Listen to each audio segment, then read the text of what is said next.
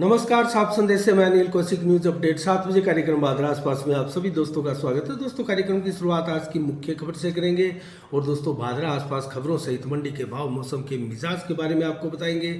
आज चर्चा करेंगे दोस्तों क्षेत्र की समस्याओं पर ही, और आज रूस यूक्रेन युद्ध की अपडेट के बारे में भी आपको बताएंगे। शुरुआत करते हैं दोस्तों, आज किसानों का प्रदर्शन हुआ और किसानों ने एक ज्ञापन सौंपा उपखंड महोदया को।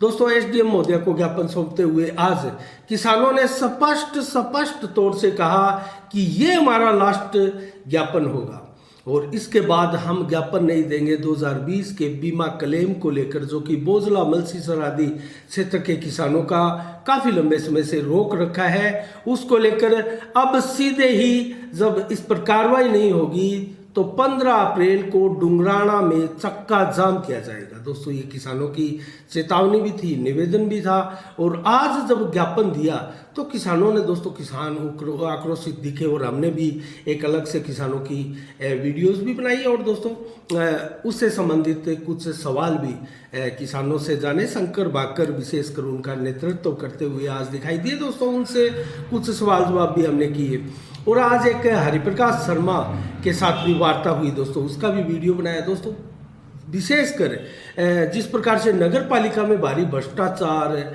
व्याप्त है और नगर पालिका की अव्यवस्थाओं को लेकर और भारी लूट जो मची है दोस्तों ठेकेदारों द्वारा और मिलीभगत के साथ अधिकारियों के साथ, दोस्तों उसको लेकर आज वार्ता हुई और दोस्तों ये भी आप वीडियो ज़रूर देखिएगा। और इसके अलावा दोस्तों आज हम बात करते हैं क्या विशेष है 7 अप्रैल को। तो 1948 को आज के दिन दोस्तों संयुक्त राष्ट्र ने विश्व स्वास्थ्य संगठन WHO का गठन किया था आज ही के दिन, और 1998 में आज ही के दिन विश्व स्वास्थ्य दिवस मनाने का डिसीजन लिया गया और विश्व स्वास्थ्य दिवस द्वारा आज महिला चिकित्सा दिवस के रूप में भी मनाने का आज दोस्तों घोषणा की गई थी, संकल्प लिया गया था 1998 में। इसके अलावा प्रसिद्ध सितार वादक पंडित रविशंकर का 1920 में आज ही के दिन जन्म हुआ था 7 अप्रैल को, और इसके अलावा अभिनेता जितेंद्र का भी 1942 में आज ही के दिन जन्म हुआ है, और 2011 में प्रसिद्ध कवि जानकी वल्लभ शास्त्री का आज ही के दिन 2011 में निधन हुआ था। दोस्तों, उनकी पुण्यतिथि इस अवसर पर मनाई जाती है। और दोस्तों मैं आपको अगर विस्तार से आगे के कार्यक्रमों के बारे में बताऊं तो 9 अप्रैल को उड़ीसा के राज्यपाल महामहिम गणेशी लाल भादरा पहुंचेंगे। दोस्तों, भादरा में उनके कई कार्यक्रम होंगे, जिसमें एक कार्यक्रम जो मुख्य कार्यक्रम है वो शिव वाटिका जो नव निर्माण की गई है उसमें शिव प्रतिमा का अनावरण होगा। दोस्तों, इसके अलावा एक नागरिकों द्वारा अभिनंदन कार्यक्रम रखा गया है मोती प्लेस में, और वहाँ भी सम्मानित किया जाएगा महामहिम को, और इस अवसर पर क्षेत्र के गणमान्य जन यहाँ भाग लेंगे। सुशील गुप्ता बामासा के नेतृत्व में दोस्तों शिव वाटिका में शानदार निर्माण हुए हैं और एक विशाल शिव की प्रतिमा लगाई गई है, उसका अनावरण होगा और उसको लेकर तैयारियां अंतिम स्तर पर है और जोर शोर से की जा रही है। इसको लेकर कल भी सुशील गुप्ता बामासा द्वारा दोस्तों एक पत्रकार वार्ता की गई थी, उसमें पत्रकारों के सवालों के जवाब भी दिए गए थे और विशेषकर किस प्रकार से किन कठिनाइयों से होते हुए इस शिव वाटिका का निर्माण सुशील गुप्ता द्वारा अथक प्रयासों से किया गया है उसके बारे में विस्तार से गुप्ता जी ने बताया। तो दोस्तों विवेकानंद कॉलेज में भी शिरकत करेंगे महामहिम राज्यपाल। इसके अलावा 9 अप्रैल को दोस्तों राज्यपाल की अगुवाई में एक राष्ट्रीय हिंद सेवक संघ की रैली का भी आयोजन होगा, और ये रैली हिंदू संगठनों द्वारा दोस्तों रामनवमी के शुभ अवसर पर भी निकाली जा रही है। और 9 अप्रैल की तो हिंदू संगठन राष्ट्रीय हिंद सेवक संघ की रैली होगी। दोस्तों 10 अप्रैल को कई हिंदू संगठनों द्वारा मिलकर भी एक रामनवमी के उपलक्ष्य में रैली का आयोजन किया जा रहा है, जो कि कस्बे के मुख्य बाजारों से होकर निकाली जाएगी। और बड़ी संख्या में दोस्तों दुकानदारों पर रामनवमी के उपलक्ष्य में जो नया वर्ष प्रारंभ हुआ है हिंदू नववर्ष, उसके उपलक्ष्य में दोस्तों प्रत्येक दुकानों पर भगवा झंडे भी फहराए गए हैं, लगाए गए हैं। तो दोस्तों इसके अलावा 9 अप्रैल को माँ करणी माता का जागरण सिकरोड़ी में आयोजित किया जाएगा। दोस्तों इस कार्यक्रम में लोकप्रिय गायक जो है वो अमृत राजस्थानी शिरकत करेंगे और ये जो कार्यक्रम है सारा वो अजय सिंह राठौड़ सिकरोड़ी द्वारा आयोजित किया जा रहा है और ये श्री करणी माता मंदिर के पास ही उनका निवास स्थान है। उस निवास स्थान पर ये जागरण आयोजित किया जाएगा और हर वर्ष लगने वाले इस जागरण में दोस्तों गत दिनों अजय सिंह राठौड़ के सुपुत्रों कुंवर अभिमन्यु सिंह और कुंवर अर्जुन सिंह के शुभ विवाह के उपरांत ये अपने इष्ट देव की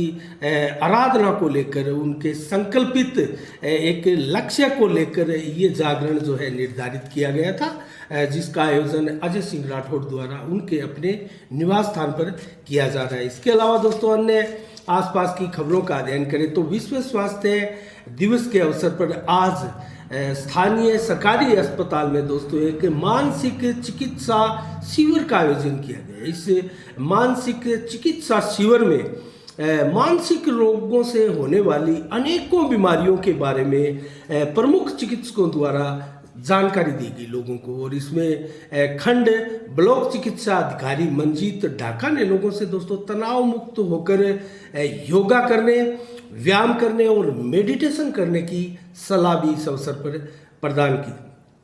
आयुर्वेदिक चिकित्सक दोस्तों पवन शर्मा, डॉक्टर सुनील लोकवाल, डॉक्टर प्रवीण गुप्ता के अलावा बलवीर बेनीवाल, डॉक्टर जसवंत कुमार, नर्सिंग अधिकारी नवीन झांझड़िया, नरेश बेनीवाल, विक्रम गौड़, शंकर लाल और दिवाकर स्वामी के अलावा जसवंत जांगीड़, राकेश बिजारनिया, राकेश गोदारा और उषा टाक, मंजू पवार आदि नर्सिंग स्टाफ इस अवसर पर उपस्थित रहे और दोस्तों बड़ी संख्या में लोगों ने इस शिविर का लाभ भी उठाया। और दोस्तों इसके अलावा अन्य खबरों की ओर रुख करें तो आज कल आशा सहयोगिनियों द्वारा दोस्तों एक उनके अपमान को लेकर ज्ञापन उपखंड कार्यालय को सौंपा गया था। दोस्तों ये मामला जो है वो आशा सहयोगिनी जो कि सरकारी अस्पताल सहित आसपास के सभी चिकित्सा केंद्रों पर उनकी प्रमुख ड्यूटियां रहती है और दोस्तों प्रमुख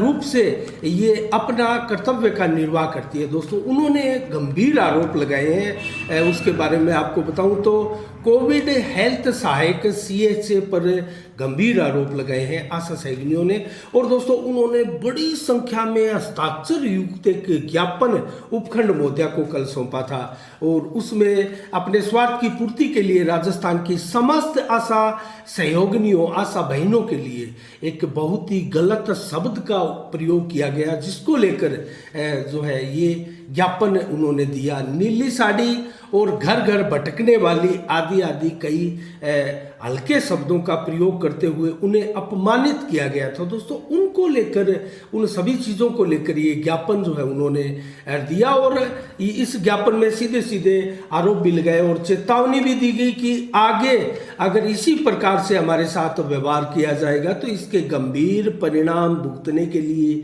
तैयार रहें। ये कोविड हेल्थ सहायक दोस्तों ये कौन है, इनके ऊपर इसकी कार्रवाई होनी चाहिए और तत्काल प्रभाव से SDM महोदय को इसकी जांच कराकर दोषियों को सजा देनी चाहिए।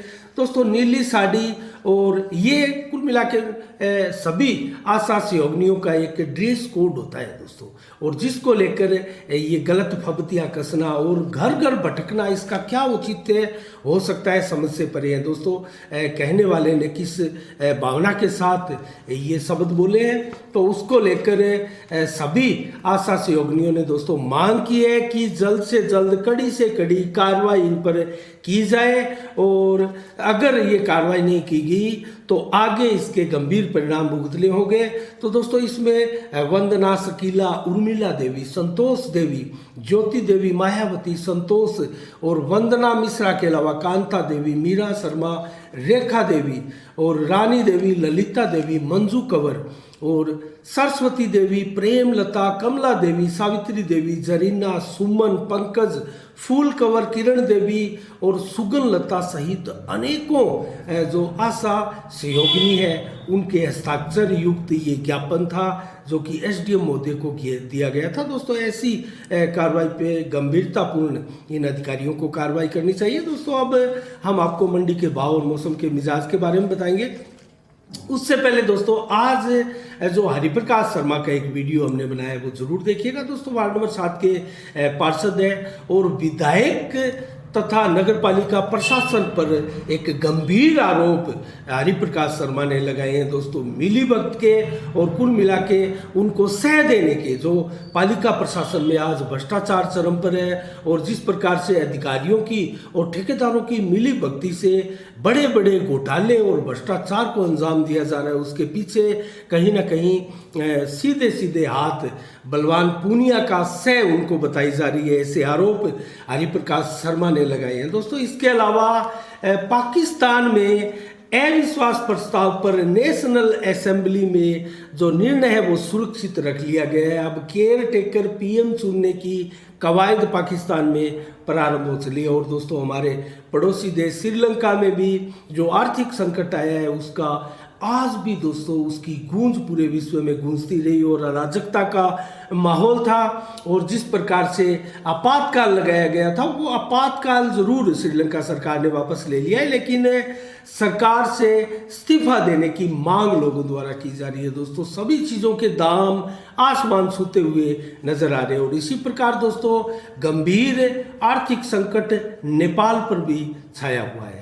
तो भारत दोस्तों अपनी बहुत भरसक प्रयास और सहायता इन देशों को उपलब्ध करवा रहा है। इसके अलावा दोस्तों चीन से एक नरसंहार की खबर आई जो कि हिला देने वाली है। दोस्तों जो कैदी है, जीवित कैदी, उनके अंगों को काट काट कर निकाल कर बेचा जा रहा है। दोस्तों ये आरोप चीन पर 2015 में भी लगा था। और मानवाधिकार ऐसे देशों के प्रति कहाँ चला जाता है और कहाँ अपनी आंखें मूंद कर दोस्तों अनदेखा करता है। दोस्तों मानवाधिकार आयोग भी अपनी भूमिका जो है वो निष्पक्षता के साथ नहीं निभा रहा है। इसके अलावा दोस्तों हम रूस यूक्रेन युद्ध की अगर बात करें तो 43वां दिन है आज रूस यूक्रेन युद्ध का। पूरा विश्व चिंतित है दोस्तों इस समय रूस और यूक्रेन के युद्ध को लेकर। 43 दिन बीत चुके हैं लेकिन अभी भी युद्ध विराम नहीं हुआ है, युद्ध समाप्त नहीं हुआ है। और यूक्रेन के दर्जनों शहरों में आज भी रूस द्वारा भीषण गोलाबारी की जा रही है। ये इतना राहत की बात जरूर है यूक्रेन के लिए कि कम से कम 10 से 12-15 शहरों में रूसी सेना पीछे हट चुकी है, लेकिन कीव राजधानी में भी आज जमकर बमबारी रूस द्वारा की गई। दोस्तों बुच्चा में जिस प्रकार से नरसंहार का मामला एक आया था, 400 के करीब लाशें मिली थी दोस्तों, उसको लेकर पूरे विश्व में बवाल मचा है। और 280 के करीब शवों को तो मात्र एक सामूहिक कब्र से निकाला गया दोस्तों, देखा गया। तो ये इस प्रकार की जो नरसंहार हुआ है, क्या ये रूसी सेना द्वारा की जा रही है या फिर ये कोई बहुत बड़ा नाटो का प्रोपगंडा है दोस्तों, इसको लेकर अभी कयासी लगाई जा रही है। लेकिन रूस ने ऐसा जरूर कहा है कि इस नरसंहार को लेकर जो रूस को बदनाम करने की साजिश है उसका पर्दाफाश जरूर किया जाएगा। तो इसके पीछे जरूर कोई ना कोई हो सकती है। लेकिन नाटो देशों द्वारा जिस प्रकार से बुच्चा के नरसंहार का सबसे बड़ा मास्टरमाइंड 64 राइफल्स ब्रिगेड के कमांडर को बताया जा रहा है रूस के दोस्तों, उसके नेतृत्व में बताया जा रहा है कि ये आदेश दिए गए सेना को नरसंहार करने के।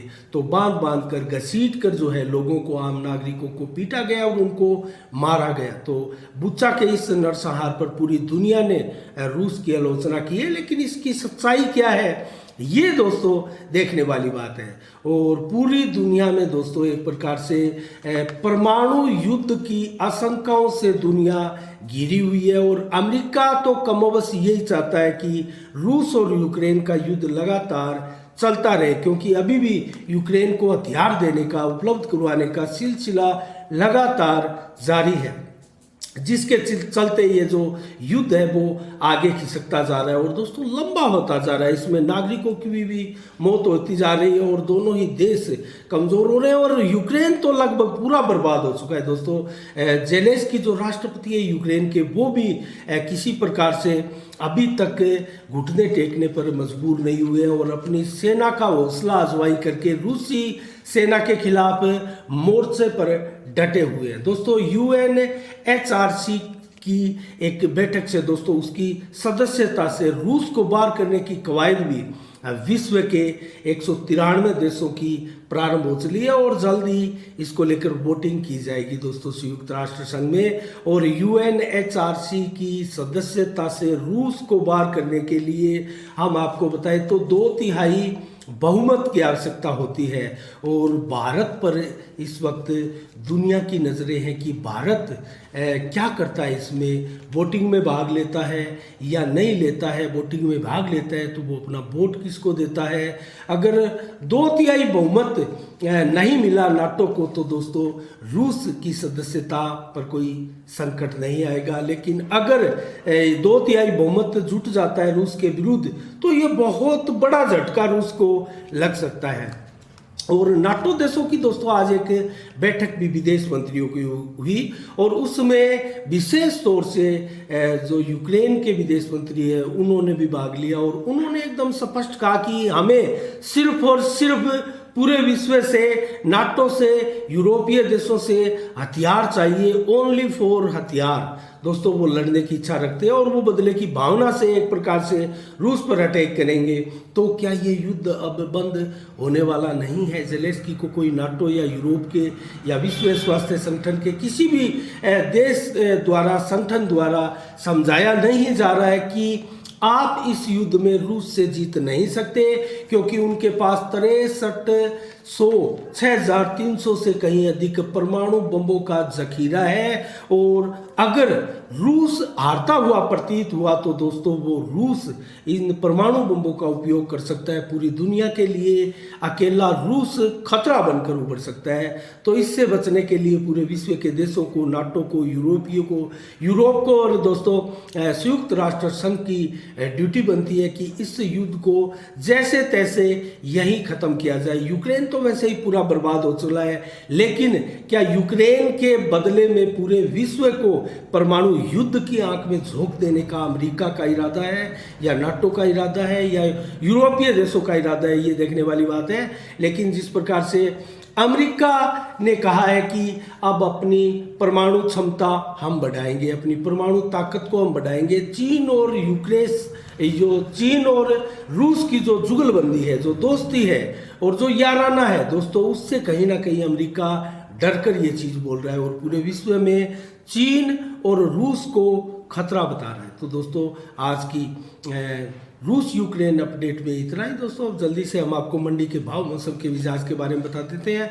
बादरा में आज मंडी के भाव में अगर देखें तो चना दोस्तों 4871 रुपये प्रति कुंटल बिका है और सरसों बिका है 6218 रुपये, गेहूँ बिका है 2004 रुपये, जबकि गुआर बिका है 6059 रुपये। कल गुआर बादरा में बिका था 6237 रुपये, जबकि चना 4893 बिका था। कल सरसों 6200 रुपये बादरा में बिका था। दोस्तों नौर में आज क्या रेट है मंडी के अलग अलग फसलों के भावों की, तो चना के भाव 4935 है, सरसों के भाव 6529 है, मूंग के भाव 6890 है, जबकि ग्वार के भाव 6335 है और चना के भाव आज के मैक्सिमम 4935 है। तारा मीरा के आज के मैक्सिमम भाव 5191 है, जबकि मोट के भाव 7275, अरंडी के भाव 7060, गेहूं के भाव 2070, जबकि बाजरी के भाव 2121 और जौ के भाव 2731 है। जबकि राउतसर मंडी में चना दोस्तों 5000 रुपये प्रति कुंटल बिका है और नरवा बिका है 11671 रुपये प्रति कुंटल। हनुमानगढ़ मंडी में सरसों बिकी है 6093, नरवा बिका है 12025 रुपये प्रति कुंटल। जबकि बीकानेर मंडी में दोस्तों सरसों बिकी है 6400 रुपये, चना बिका है 5700 रुपये, मूंग बिका है 6800 रुपये और गेहूं बिकी है 2200, मोट बिकी है 7000 रुपये, जबकि ग्वार के भाव 6350 रहे बीकानेर मंडी में। और एलनाबाद मंडी में सरसों 6481, ग्वार के भाव 6235, जबकि चना 4980 और जौ के भाव 2770, गेहूं के भाव 2021 नरमा के भाव 11,637 रुपये प्रति क्विंटल रहे और आदमपुर में नरमा बिका है दोस्तों 11,920 रुपये प्रति क्विंटल। और सरसों के भाव है 6,422 रुपये प्रति क्विंटल और ग्वार के भाव 6320, जबकि चना के भाव 4,875 रहे। और सरसा मंडी में नरमा दोस्तों 11,920 बिका है। बरवाला मंडी में नरमा 10,330, बुन्ना में सरसों बिकी है 6381 और जौ बिकी है 2631, ग्वार बिकी है 5,911 रुपये प्रति क्विंटल। तो दोस्तों कल और आज मौसम का मिजाज आपको बताते हैं। 7 मार्च को आज मौसम कैसा रहा। आज अब तक का मैक्सिमम 42 डिग्री टेम्परेचर दिन भर रहा दोस्तों। 39 से 42 डिग्री टेम्परेचर आज दिन भर रहा। 11 से 18 किलोमीटर की रफ्तार से हवाएं चली। बादल बिल्कुल नहीं थे, मौसम साफ था। रात्रि को भी मौसम साफ होंगे, बादल नहीं होंगे। लेकिन 34 से 40 डिग्री टेम्परेचर रात्रि को 12 बजे तक भी रहेगा दोस्तों। 8 अप्रैल को कल दिन भर मौसम कैसा रहेगा। 26 से 39 डिग्री टेम्परेचर कल सुबह ही शुरू हो जाएगा दोस्तों, जो कि दोपहर को 41 से 43 डिग्री टेम्परेचर होगा। और दोस्तों 43 डिग्री टेम्परेचर पिछले 2-3 दिनों से जैसलमेर बाड़मेर जिले में रिकॉर्ड 43 डिग्री टेम्परेचर चल रहा है। और भादरा क्षेत्र में भी पहली बार कल 43 डिग्री टेम्परेचर होने जा रहा है। तो गर्मी बढ़ने वाली है। शाम को 35 से 41 डिग्री टेम्परेचर रहने वाला है। 4 से 18 किलोमीटर की रफ्तार से हवाएं चलेगी। बादल बिल्कुल नहीं होंगे, मौसम बिल्कुल साफ होगा। रात्रि को भी बादल नहीं होंगे, मौसम बिल्कुल साफ होगा। और रात्रि को 27 से 32 डिग्री टेम्परेचर होगा। 7 से 14 किलोमीटर की रफ्तार से हवाएं चलेगी। तो ये रहे दोस्तों मंडी के भाव, मौसम के मिजाज, आज की समीक्षा, आज के भादरा आसपास के समाचार, रूस यूक्रेन युद्ध की अपडेट। और आज के लिए इतना ही दोस्तों। कल ठीक शाम 7 बजे फिर आपसे रूबरू होंगे नई खबरों के साथ और नई समीक्षा के साथ। तब तक के लिए दोस्तों आप अपना बहुत बहुत ख्याल रखिएगा। मुझे दीजिएगा इजाजत। साफ संदेश से मैं अनिल कौशिक। नमस्कार। जय भारत, जय जय राजस्थान।